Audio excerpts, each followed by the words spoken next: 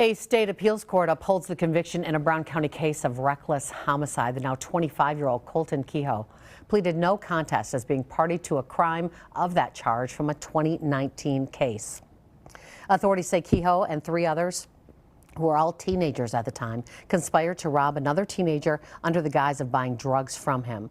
When the victim, Federico Abarca, got in the car, one of the others, Jared Willicat, shot him during the robbery attempt. Kehoe appeals, citing newly discovered evidence, ineffective counsel, and maintaining that he didn't enter the plea deal willingly and intelligently.